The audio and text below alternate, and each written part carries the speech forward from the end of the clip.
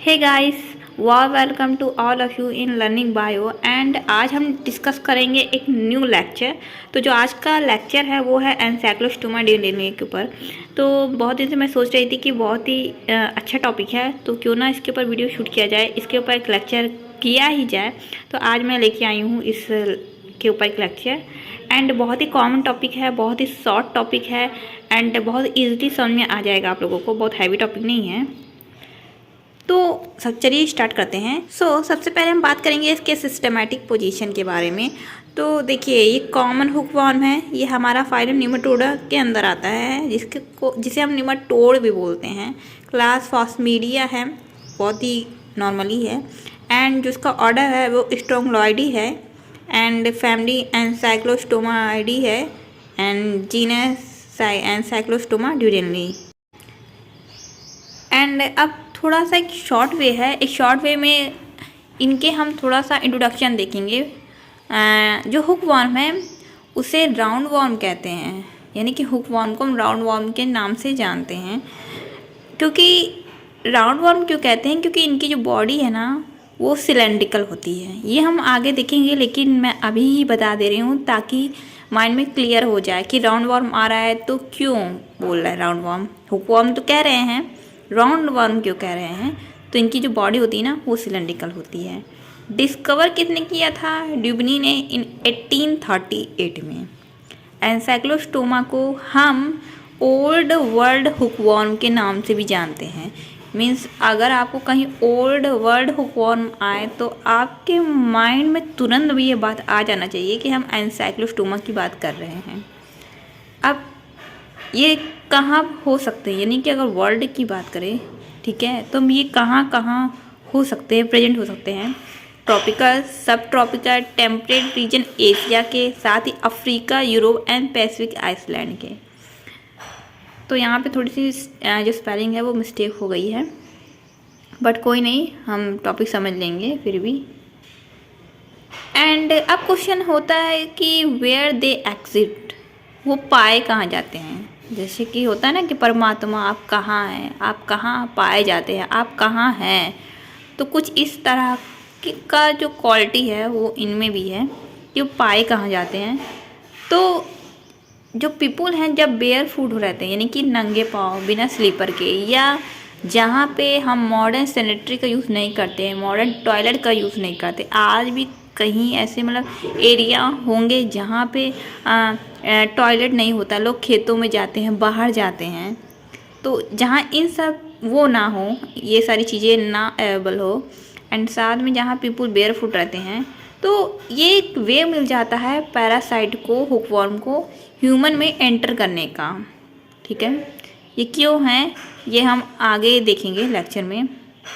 साथ ही साथ ये पैरासाइट जो होते हैं, ये तो हमने बाहर देख लिया कि बाहर कहाँ एग्जिट है, यानी कि अगर देखिए, चलिए हम यही डिस्कस कर लेते हैं कि अगर हम बेयर फुट जा रहे हैं, ठीक है, एंड हमारा पैरासाइट बाहर किसी एरिया में है, एंड अगर हम वॉशरूम जा रहे हैं, बाहर यूज़ कर रहे हैं इन्वायरमेंट में, आउट इन्वायरमेंट में, एंड वहाँ पे वो पैरासाइट हैं, तो उसके थ्रू, उसके कांटेक्ट में आने पे ना वो हमारे अंदर आ जाएगा। अगर हम बाहर जा रहे हैं बिना स्लीपर के, एंड वो हमारे पैर को इंजरी करके हमारे बॉडी के अंदर घुस जाएगा। ये एक वे है हमारे बॉडी में एंटर करने का। एंड अगर हम देखें कि बॉडी के अंदर, ये तो हमने बाहर देख लिया कि बाहर कहाँ होते हैं, अब हम अगर देखेंगे कि बॉडी के अंदर कहाँ होते हैं, तो ये जो पैरासाइट होते हैं ये ह्यूमन के इंटेस्टाइन में पाए जाते हैं, यानी मैन के इंटेस्टाइन में पाए जाते हैं।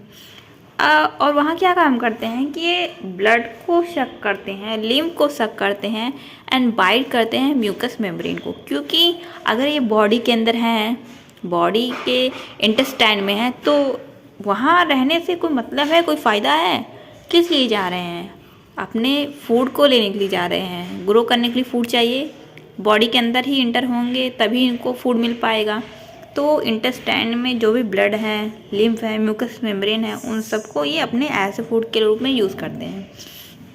अब हम बात करेंगे मॉर्फोलॉजी के बारे में, यानी ये दिखते कैसे हैं। तो इन्हें हम हुक वॉर्म कहते हैं। क्यों कहते हैं? क्योंकि जो मेल होते हैं वो थोड़ा सा हुक शेप होते हैं। उनकी जो बॉडी होती है ना वो थोड़ी हुक शेप बॉडी। तो हुक शेप का मतलब जब माइंड में आता है, हम नाम सुनते हैं तो क्या होता है ना कि एक थोड़ी मुड़ी हुई चीज़ ऐसे मतलब बनती है। तो कुछ इस तरह का ही जो मेल होता है इनका बॉडी का शेप होता है। एंड आपका एक प्रोमिनेंट हुक प्रेजेंट होता है जो आपका जेनिटल बर्सा में होता है। एंड एक स्मॉल हुक होता है जो दोनों ही सेक्स में पाया जाता है, यानी मेल में भी होगा फीमेल में भी होगा। कहाँ प्रेजेंट होगा? माउथ में होगा। अब देखिए इसमें जो मेल एंड फीमेल अलग अलग है तो सेक्स जो होते हैं वो सेपरेट होते हैं। बॉडी सिलेंड्रिकल शेप होता है इसलिए इनको राउंड वाउंड कहते हैं। एंड कलर ग्रे कलर का होता है। फीमेल लार्जर होती है देन मेल से, यानी कि ये आपका साइज की बात कर रहा है। जो साइज होता है ना वो मेल का स्मॉल होता है देन फीमेल, यानी कि फीमेल लार्जर होती है देन मेल से, यानी मेल स्मॉल रहेगा फीमेल लार्ज रहेगी। अब हम बात करेंगे कोपुलेटरी बर्सा का। तो जो मेल होता है ना, मेल के जो पीछे का पार्ट होता है, यानी कि एक एंटीरियर होता है एक पोस्टीरियर होता है। तो जो पोस्टीरियर पार्ट होता है का जो पोस्टीरियर पार्ट होता है ना वो थोड़ा सा ब्रॉड होता है एंड अम्ब्रेला लाइक स्ट्रक्चर होता है, थोड़ा सा फैला हुआ। उसको कोपुलेटरी बर्सा कहते हैं। बात करते हैं बकल कैविटी के बारे में। तो जो माउथ पार्ट होता है वो आगे कप शेप स्ट्रक्चर बनाता है, एक कैविटी लाइक स्ट्रक्चर उसको हम कह सकते हैं। कप यानी कि अंदर कप क्या होता है? कप में माउथ होता है खुला होता है तो एक कैविटी होती है ना जिसमें कुछ डाल सकते हैं ना, तो उस तरह की कैविटी फॉर्म होती है जिसे बकल कैविटी या कैप्सूल बोलते हैं। एंड एक 2 शार्प टिप भी प्रेजेंट होते हैं बकल कैप्सूल के बेस पे जो अटैचमेंट के लिए हेल्पफुल होते हैं। यानी कि अगर ह्यूमन है, ह्यूमन क्या एक होस्ट है, होस्ट के इंटेस्टाइन में अगर जो राउंड वार्म है जो हुक फॉर्म है वो प्रेजेंट है तो वो अपने आप को किसी चीज़ से चिपका के रखेगा, इंटेस्टाइन के वॉल से चिपका के रखेगा। तो चिपकाने के लिए वो क्या यूज़ करेगा? टिप को यूज़ करेगा, ठीक है, टिप को यूज़ करेगा जो अटैचमेंट में हेल्प करेगा। बॉडी कैविटी यूडोसिल होती है बॉडी कैविटी। एंड जब वॉर्म ह्यूमन को के अंदर जाएगा एंड ब्लड को सक करेगा तो होता क्या है ना कि जब देखिए अभी क्या है कि आप कोई चीज़ पी रहे हैं, अगर वो चीज़ जमी हुई हो तो क्या आप उसे पी सकते हैं? वो आप तो चाहेंगे कि वो मेल्ट हो, और मेल्ट करने के लिए क्या होता है? हीटअप करना पड़ता है। तो जो वार्म है ना, जब ब्लड को सक करते रहते हैं तो ब्लड जमे ना, क्लॉट ना हो, उसके लिए वो क्या काम करते हैं? वार्म एंटीकोगुलेंट सिक्रेट कर देते हैं। जहाँ पे उन्होंने घाव कर किया हुआ है वहाँ से वो ब्लड को चूस रहे हैं, सक कर रहे हैं, वहाँ पे वो वार्म होते हैं, यानी कि हमारा एंसाइक्लोस्टोमा होता है, एक अपने अंदर से एंटीकोगुलेंट रिलीज करता है जो उस वुंड के चारों तरफ आ जाता है और ब्लड को क्लॉट नहीं होने देता, जमने नहीं देता, और वो आराम से ब्लड को सक करते रहते हैं। एंड देखिए बॉडी के अंदर बहुत सारे वार्म आ गए हैं एंसाइक्लोस्टोमा का। तो हर वार्म जो होता है एक दिन में 0.8 cc ब्लड को लेता है। अब इतने ज़्यादा अमाउंट में अगर लेगा, अगर देखिए हज़ारों हैं लाखों हैं एंसाइक्लोस्टोमा तो हर अपना अपना अलग फूड लेगा एंड 0.8 cc ब्लड एक दिन में ही वो कंज्यूम कर लेंगे। तो इतने लार्ज अमाउंट में जब ब्लड सक कर रहे हैं तो ह्यूमन की बॉडी में ब्लड की कमी हो जाएगी, तो उससे एनीमिया डिसीज हो जाता है। एंड एनीमिया को किससे दूर करते हैं? आयरन से। जब हम आयरन वाली चीज़ खाते हैं तो एनीमिया दूर हो जाता है। तो ये हम जो प्रॉपर्टीज़ हैं, ये जो एक तरीका है एनीमिया को दूर करने का, हम इसमें भी यूज़ करते हैं। एक्सक्रीशन की बात करें तो इसमें कैनाल पाया जाता है जिससे एक्सक्रीशन होता है। एंड ये देखिए बहुत ही ब्यूटीफुल सा डायग्राम है यहाँ पे। तो एक देखिए जो ए वाला पार्ट है ना वो फीमेल का है एंड आप माउथ देख रहे हैं सबसे ऊपर, वहाँ बकल कैविटी आपको ईजिली देखने को मिल रहा है। बी वाला पार्ट मेल का है, वहाँ भी माउथ है, बकल कैविटी भी है। अब कैसे पता चल रहा है कि मेल है कि फीमेल? क्योंकि हमने क्या पढ़ा था कि मेल में कोपुलेटरी बर्सा पाया जाता है। तो बी में देखिए सबसे नीचे एक थोड़ा सा ब्रॉड और अम्ब्रेला लाइक कुछ लाइनिंग दिख रही है, थोड़ा सा ब्रॉड है और अम्ब्रेला लाइक है, तो ये आपका कोपुलेटरी बर्सा है मेल में। एंड फीमेल में देखिए वेजिना कहाँ पे? मिडल में है। तो अभी आपको माइंड में वेजिना और कोपुलेटरी बर्सा ध्यान रखना है। ये जो फिगर है ना, डायग्राम है, आपको अपने माइंड में छाप लेना है, इम्प्रिंट कर लेना है, जिससे जब हम रिप्रोडक्शन पढ़े तो आपके माइंड में तुरंत आ जाना चाहिए कि हमने वेजिना कहाँ देखा था, हमने कोपुलेटरी बर्सा कहाँ देखा था। सी वाला पार्ट देखिए, इसमें एक फेरिंग्स हो रहा है एंड हमें टिथ भी दिख रहा है, बकल कैविटी भी दिख रहा है, ताकि हमें ये पता चल जाए कि टिथ कहाँ था बॉडी में। एंड जो बी वाले पार्ट है, बी वाला पार्ट का ही एक जो पोस्टीरियर साइड को कट करके दिखाया है डी में, जहाँ हम इजीली देख रहे हैं कि कोपुलेटरी बर्सा कहाँ पे है, उसका स्ट्रक्चर कैसा है। अब हम बात करेंगे लाइफ साइकिल के बारे में। तो सबसे पहले कोपुलेशन में सबसे पहले तो मैटिंग होती है मेल एंड फीमेल के बीच में। तो मेल एंड जो फीमेल के बीच में जो मैटिंग होती है वो होस्ट के इंटेस्टाइन में होती है, ठीक है। तो जो मेल का बर्सा होता है वो फीमेल के वल्वा से सट जाता है, अप्लाई होता है। तो उससे क्या होता है ना, ये बर्सा यानी कोपुलेटरी बर्सा की बात कर रहा है। ये देखिए पीछे जहाँ हमने अभी देखा था कोपुलेटरी बर्सा जो पोस्टीरियर साइड में है, ये जाके आपको क्या करेगा, फीमेल के वल्वा यानी कि जिसको वेजिना कह रहे हैं वहाँ पे जाके ये लग जाएगा। एंड वहाँ पे लगते ही ये जो कोपुलेटरी बर्सा के थ्रू मेल का जो स्पर्म है ना वो फीमेल के वल्वा जिसको वेजिना कह रहे हैं वहाँ पे पहुँच जाएगा फीमेल के बॉडी में। अब जो था फर्टिलाइजेशन भी हो गया हमारा, जो सेमिनल रिसेप्टिकल है वहाँ पे फर्टिलाइजेशन हमारा हो गया है।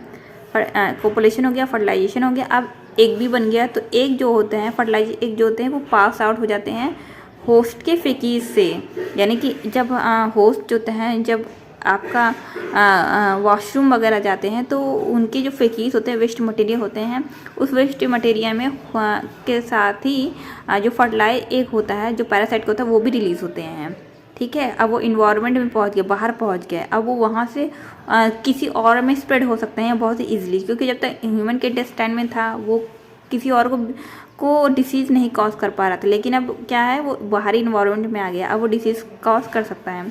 अभी क्या हो गया कि जायगोट भी हो गया जिसमें क्लीवेज होता है 4 to 8 क्लीवेज एंड एम्ब्रियो जिसे बोलते हैं, यानी कि जायगोट एम्ब्रियो फॉर्मेशन हो गया।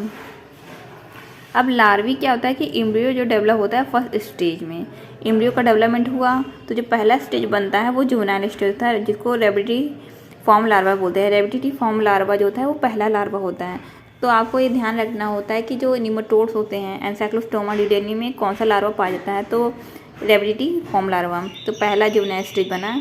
एंड उसके बाद इसी रेबिडिटी फॉर्म लार्वा में क्या होता है कि आफ्टर 4 to 5 डे के बाद मोल्टिंग होती है। 2 बार मोल्टिंग होगी, पहली मोल्टिंग होगी फिर दूसरी मोल्टिंग होगी। तो आप जब देखिए एक बार मोल्टिंग हुई तो सेकेंड स्टेज बन गया, जब तीसरी बार मोल्टिंग हुई तो थर्ड स्टेज हमारा आ गया जिसको कहते हैं फिलेरी फॉर्म लार्वा, ठीक है। अब ये जो फिलेरी फॉर्म लार्वा होता है वही इन्फेक्टिव स्टेज होती है एंड मैन के अंदर इन्फेक्शन कॉज करने के लिए पूरी तरह से रेडी हो गई। एंड जब लार्वा आ गया थर्ड स्टेज तो ये अब डिसीज कॉज करेगी। अब हम देखेंगे आगे इन्फेक्शन कैसे न्यू होस्ट में जाता है, यानी कि न्यू मैन में जाता है। तो जो लार्वा जो होते हैं, अब देखिए जो फिलेरी फॉर्म लार्वा हो गया है वो क्या होता है ना कि जब भी कोई बिना स्लीपर के बेयरफुट कहीं बाहर जाएंगे, आउटसाइड जाएंगे, जहाँ पे इन्वायरमेंट गंदा है यानी कि साफ़ सुथरी जगह नहीं है, इसीलिए हमें क्या कहते हैं कि नंगे पाँव नहीं जाना चाहिए, ठीक है। वहाँ पे फिर फेकीस वगैरह हो सकते हैं, क्योंकि वैसे तो फेकीस में ही था एक, ठीक है। मॉडर्न जो सैनिटरी नहीं यूज़ करते हैं तो वो बाहर गए। एंड उसके बाद क्या हुआ कि जो बॉडी का जो सॉफ्ट पार्ट होते हैं, सॉफ्ट स्किन वाले पार्ट होते हैं, जैसे कि फिट हो गया, हैंड हो गया, हमने किसी गंदी चीज़ को छुआ जो जिसमें गंदगी थी, तो वो क्या होता है कि लार्वा हमारे बॉडी को पेनिट्रेट करेगा वहाँ से और हमारी बॉडी में इंटर कर जाएगा। एंड दूसरी क्या होता है कि हो सकता हो कि हमने कुछ कंटामिनेटेड वाटर यूज़ करा या फूड यूज़ करा और वो लार्वा उसके अंदर है, किसी वेस्ट में पहुँच गए हैं एंड हमने वो कंज्यूम किया, तो एक ये भी वे है कि इन्फेक्शन हमारी बॉडी में हो जाएगा। एंड जो नॉर्मल लाइफ स्पेन होती है हुकवर्म की वो 5 to 7 ईयर की होती है। तो ये देखिए एक बहुत ही प्यारा सा डायग्राम है हमारा। एक तरफ हमारा वर्सा बना है मेल एंड एक तरफ हमारी फीमेल बनी है। फर्टिलाइजेशन एक भी दिखा रहा है, क्लीवेज हुआ, मास फॉर्मेशन हुआ, एम्ब्रियोनिक एक हैच्ड हो गया सॉइल में। सॉइल में देखिए पहले रेबिडिटी फॉर्म लार्वा बना, ठीक है, जिसमें हम माउथ देख रहे हैं, इंटेस्टाइन देख रहे हैं, एनस देख रहे हैं। फिर फिलेरी फॉर्म लार्वा बना जो इन्फेक्टिव स्टेज होती है, जिसमें हमने एनस देखा, इंटेस्टाइन, नर्व रिंग भी है, माउथ, ईसोफेगा बल्ब भी है। अब ये देखिए एक होस्ट दिखा रहा है, उसका फुट है जो सॉफ्ट स्किन है, तो उसको पैर से पेनिट्रेट किया और उनके पैर से वो घुस गया। घुसने के बाद क्या हो गया कि larva migrate through heart, lungs, throat and stomach to small intestine. यानी देखिए कहाँ से कहाँ पहुँच गया, पर लार्वा हार्ट में गया, लंग्स, थ्रोट, स्टमक एंड फिर स्मॉल इंटेस्टाइन में पहुँच गया। इन्फेक्शन पूरा हमारे जहाँ पे होना था वो अपने घर में पहुँच ही गया, घूम फिर के आ गया। एंड अब क्या है कि विच डिसीज़ अकर, कौन सी डिसीज़ इससे हो रही है। एनसाइक्लोस्टोमा ह्यूमन के बॉडी में पहुंच रहा है तो कोई ना कोई तो डिसीज़ होगी ही। तो जो infection case by the old world hookworm, यहाँ पे नाम नहीं लिखा है, टाइपिंग में थोड़ी सी मिस्टेक हो गई है, तो ये डिसीज़ हो जाती है एनसाइक्लोस्टोमा से। एंड डायग्नोसिस कैसे होता है, कैसे पता चलता है कि डिसीज़ हो रहा है। तो जो डायग्नोसिस में क्या होता है कि हमें एक हाईलाइन एक मिल जाता है, जो पैरासाइट है ना उनके एक हमें दिख जाता है।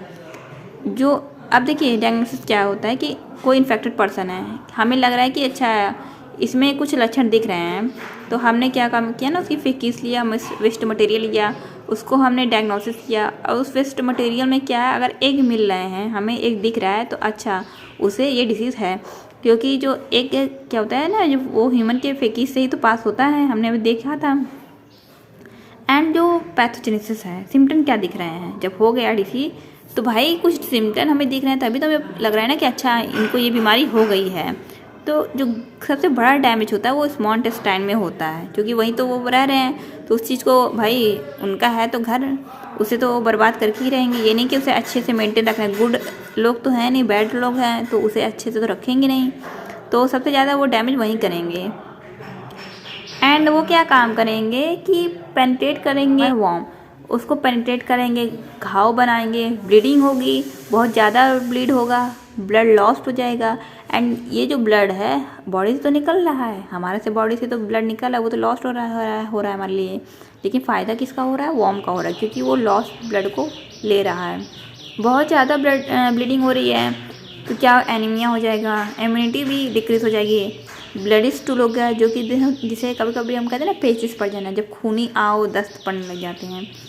मेंटल एंड फिजिकली भी कुछ प्रॉब्लम हो जाती है, रिटार्ड हो जाता है चिल्ड्रन एंड यूथ में। एंड बहुत ज़्यादा सीवियर केस हो गया तो डेथ हो जाती है। एंड थेरेपी क्या है, ट्रीटमेंट क्या है इसके लिए, भाई जब रोग है तो इलाज भी है, उपचार भी है। तो इसके लिए हम क्या यूज़ करते हैं, चिनोपोडिया, मतलब ऑयल ऑफ चिनोपोडिया। और बहुत ही मोस्ट कॉमनली जो यूज़ होने वाले जो ड्रग्स हैं एल्बेंडाजोल और टेट्राक्लोरोइथाइलिन्स। एंड दूसरा जो एक है, हम कह सकते हैं कि प्रिकॉशन भी कर सकते हैं, प्रिवेंशन भी कर सकते हैं। तो हम क्या काम करते हैं कि देखिए अगर हम कहीं बाहर जा रहे हैं, हमें नहीं पता कि किस वे से होकर जा रहे हैं, उस वे में क्या है हमें नहीं दिख रहा है कि कौन सा पैरासाइट हो सकता है, तो जब भी बाहर जाएं तो शूज़ स्लीपर पहन के जाएं।